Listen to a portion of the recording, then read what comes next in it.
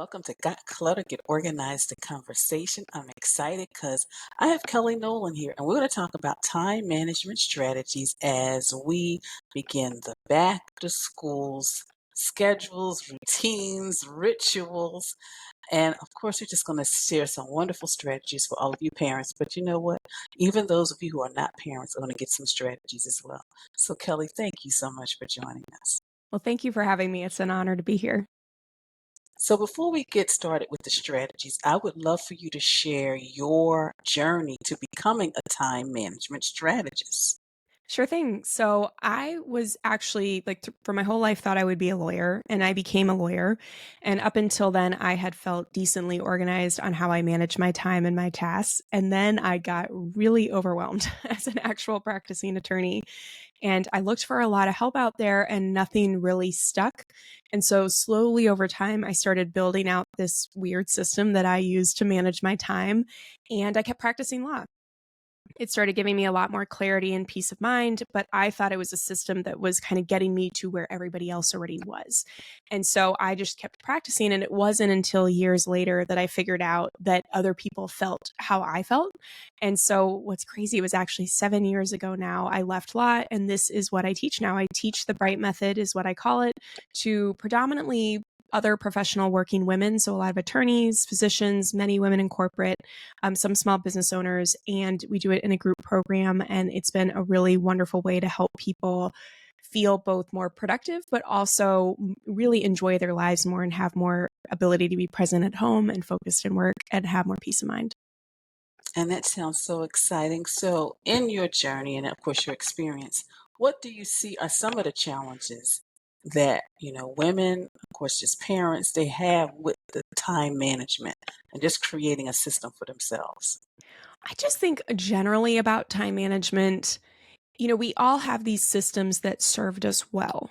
And then at some point, they kind of, for most people, stop getting us the clarity and the peace of mind we were looking for.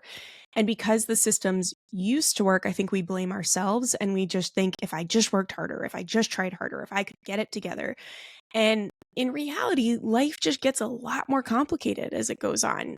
You might bring a partner into the mix. You might buy a home and have to home manage in a way you didn't have to before. You might get a promotion at work that suddenly gets you feeling a little out of your depth. You might have a kid, you might have a second kid.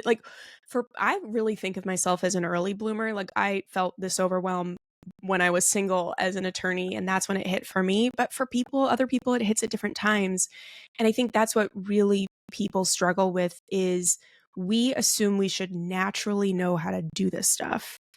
We have been able to do it for the most part to a certain point. Then we stop being able to do it. And because we think we should naturally know how to do it and it's quote unquote easy, we blame ourselves when we struggle with it. And I felt a lot of shame around it. When I did, I thought everybody else somehow knew how to do this and I didn't.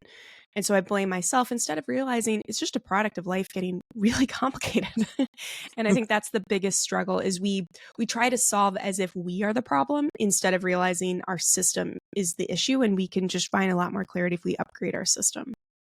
And that brings me to this question as you were talking. Do you find sometimes it's hard for us to let go of an old system? That maybe a Yes, system we used when we were single and now that we're married and we've got kids and the pets, we still think that system will work? I think so. I think that it's, there are natural habits that do serve us well that I don't like breaking. So I work with clients a lot on, I still like, I'm so cutting to the chase. I'm a big proponent of a digital calendar. I think that it's an incredible way to make everything we do visual with our time. It allows us to move things flexibly, it allows for more communication within partners and families. There's a lot of benefits to it. That said, I'm a paper and pen lover. I used a paper planner through law school. I still process by writing. I have pens and papers all over my desk right now. It's just then taking what you naturally like to do and bridging it into a system that helps you actually get the clarity and understand, when am I going to do all these things? How much time will they take? And does it fit with everything else I'm trying to do? And to me, that's where a digital calendar shines along with the communication elements. But to your point of like, well, how do we let go of the systems that used to work for us? Some of it's getting used to, a new system and the discomfort in that, but some of it's also getting creative about how can we take what was working for us and just then use it in a new system that maybe what used to work for us is the first step still, but then we build from there. And I'm glad you said that because for a long time I'm like you. I love my paper planner and I do have a digital calendar. But for a long time I kept thinking that I was doing something wrong. I had the digital, but something was missing. And therefore, for some reason, I felt like, okay, I am going to go back to the paper planner. But then thought I needed the paper planner that was small. And then I Mhm. had to tell myself, Janet, you really don't. You can get a bigger size one because you're not Yes. going to take it with you because you already know where you're going. So Yep. I'm glad you shared that because sometimes we do. It's like, I want to hold on to this thing because it worked then, but then life has changed. So thank you so Absolutely. much. So with like the back to school and of course, summer's over and we're back in the fall, the season changing, so many different things. What are some strategies that we could use, whether we're a parent or not, that can really just help us better manage our time? Yeah, so I think just kind of parsing what the issues are around back to school is helpful to think about. Is you obviously have all the logistical things, you have the change in patterns and routines, and then you also have the big emotions. Like if you have kids at home and are going into a new school year, they often are experiencing all those big emotions around transitions and all that kind of stuff. So I think just taking a beat and understanding where is the stressors coming from. And then, I know school starts at different times all over the country. If you're still in summer, there's the thought of like, I want to cling to the summer, but I want to enjoy the end of summer, but I also know I have all this stuff coming. So, what I recommend doing, starting with the logistics of things, is to the extent you have time before school starts, or you still need to handle some stuff now that school is starting, is really thinking about just, taking that first step of taking a pen and paper if you like it, or, Apple Note on your phone if you prefer that, and just brain dumping all the things you can think of that you need to do and just get it all out of your head. Um, then also maybe thinking like about each kid, about each subject or grade, about each extracurricular, any social issues you anticipate, anything like that coming up for the year. Keep writing all the things you can think of that you have to deal with. And then that next step is really bridging those things into your calendar. And so instead of just having this daunting list staring you down, is then taking each of those things and thinking, let me plan to do half an hour or 45 minutes every day. And can I pepper in based on when I'll have information, what's a priority in terms of time sensitivity, all these types of things, pepper them into your calendar and really limit yourself to 30 to 45 minutes a day, especially if you are not using a calendar in the way that we've been talking about, and really making visual all the things you have to do, down to like even like showering and getting ready and running bed and bath time with little kids and walking dogs, all these things we normally juggle in our head but take up hours of our day. Really, if you don't use your calendar in that way, you probably have more white space in your calendar, but it's not free time. It's not representative of how much time you have. So limit yourself to half an hour, sprinkle those items over time. And what I love about this is that it can really give you the peace of mind to let some things go until the time you've calendared them for. And also see like, okay, I can enjoy the end of summer, or I can enjoy this back to school period right now, being present with kids and helping them through it without those logistical things weighing me down.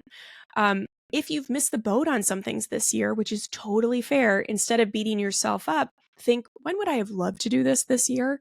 For example, one of the things I think of that is a newly discovered thing for me is if back to school haircuts are remotely important to you, those things weirdly tend to book up early. And so if you want to think like, if I wanted to get, fresh hair done or a fresh haircut before the school year, should I have booked that? Let me put that in for next year and just repeat that on an annual basis. Instead of beating yourself up for, oh, I always forget to do this or whatever it might be, just let me think, when would I book that next time? Book it in now next year. Your calendar will help you get that done. Same with Mm, doctor's appointments, anything like that. Anything you feel like you've missed the boat on, it's a neutral thing. Remove the shame, just solve it for the going forward, and now you're set going forward. and I'm glad you said that because I had a conversation with someone who works from home, and she said, I don't have time to play with the kids outside. And I really regret that. And I said, and I just shared my experience. I said, sometimes you have to schedule that time then. Hmm. I said, because a lot of times, we don't give kids the credit that we need to. I said, yes, they understand that you work, but also if you schedule uninterrupted time with them playing outside and maybe, going for water ice cream, or even just having like a meal together, they'll appreciate that. So you don't have to feel like you squeeze it in. And she was like, I never thought about that. So I'm glad you just shared about the scheduling and also with the haircuts. You're right. Because if you got to get the kids' haircuts, you cannot wait. And when everyone else is trying to get their child's haircut, you got to schedule it early. Yep. So thank you so for sharing it. So Yeah. Kelly, and all that you do with your clients and groups and your family and community, how do you stay organized? For me, a lot of it comes down to this calendaring system. And so I am not the best at physical organizing. Like the stuff, my house is a mess. I have a 6-year-old and a 2-year-old. It feels like a losing battle. But if I can have my clarity and the kind of organization of where's my time going with breathing space, with flexibility, all of that built in, but you have that clarity of where am I supposed to be. For example, like this podcast interview, obviously this time to meet with you, but then also when am I going to prepare for that? When am I going to get my face on? Because I don't normally do that every morning with little kids. Like really thinking about what are all the little steps that I need to take to be ready and feel good and confident about something, and really plotting those out in my calendar too. Because you're right about that playing outdoors activity, that we often juggle a lot of it in our head. There's a lot of white space in our calendar, but there's a lot juggling in our head. And then we give that white space away to other things. And the things that we had in our head of either we have to do or we want to do, like playing outside, they don't find time in the calendar. It doesn't just happen. And so we often have to lay that out. I'll also add one more thing about kind of along this line of how I stay organized in relation to the back to school stuff is I also think about, I really believe everything comes back to time. And so even the emotional stuff we've been talking about, big kid emotions, things like that, is what does that mean from a practical perspective for me? And so going back to school, I understand that in the mornings now, something I have learned is that those big kid emotions can be big when you're going back to school, and that can add a lot of stress to the mornings, especially if, let's say, you had a 9 o'clock meeting. So one thing I recommend doing for the back to school is, whether you work outside the house or not, is blocking that first hour, hour and a half of your day after school drop off from any meetings. You can still work, you can still do like the tasks, but take the pressure off of having to be somewhere ready to go at 9 a.m. or 9:30 after school drop off. It'll give you that breathing space when something goes sideways and someone doesn't want to do something. It's a lot less stressful on that front. And I raise that just because that relates to how I organize my life throughout all of it with kids, is trying to anticipate, if you celebrate Christmas, wow, there is an emotional kid hangover after Christmas. And like, let me remind myself of that for next year so I don't plan anything big. Or the last day of school, major emotional, like even if they seem great, something very little can go sideways. So like, don't plan a whole lot after school. So really using this system, not just to manage the logistics, but think ahead on the emotional side of life too, and build in the breathing space that you might need or your kids might need as well in the system. And that really, I can't control what my kids do to my house and things like that, but I can control our schedule at this phase of life. And so that's the best I try and do to give ourselves all that breathing space. And I'm glad you mentioned that, Kelly, because I know recently a friend, her son was in a play. So there were rehearsals for 2 weeks, in the evening. And somebody wanted her to travel to a location to a meeting. And she let them know. She says, I'm not available. If you want to meet virtually, we can do that. She says, because I'm just sitting here in rehearsal. She says, but it's important for me to be here. So I can still meet. We can meet virtually. We can do a Zoom meeting or something, but traveling is not, an option right now. And I like what you said about how you really have to like plan that time. It's like drop off time. You need a moment. It's like breathing space, and then you can go about your day. So that was a wonderful nugget and strategy, not just for parents, but just for us adults as well. Because sometimes Yes. we have those things. Because I have a 7 a.m. coaching meeting with my coach every Thursday, and I'm learning because one time I had a 10 o'clock, so I'm looking at the clock and I'm trying to rush to the, and I'm like, I can't do that anymore. I Yeah. don't want to do that anymore. So thank you for sharing that. So Kelly, how can people connect with you, be a part of your groups, work with you one-on-one? Wonderful. Well, for small bite-sized strategies, I'm really active on Instagram. It's at, the @ Kelly Nolan _. I also have a podcast called the Bright Method Podcast. If you like podcasts, you're here. And then I do actually have a guide that I put together for preparing for summer and back to school. It might be, again, if you're already in school, a lot of it might not be as relevant to you this year, but you could always build it out for future years, which is great. And so that is kellynolan.com/summer. And regardless, feel free to be in touch if you have any questions. I truly nerd out talking about this stuff. So happy to answer any questions you might have. And of course, those watching and listening, I will have all of Kelly's links in the show page so you can connect with her directly. Kelly, thank you so much. I have truly enjoyed our conversation today. Same here. Thank you.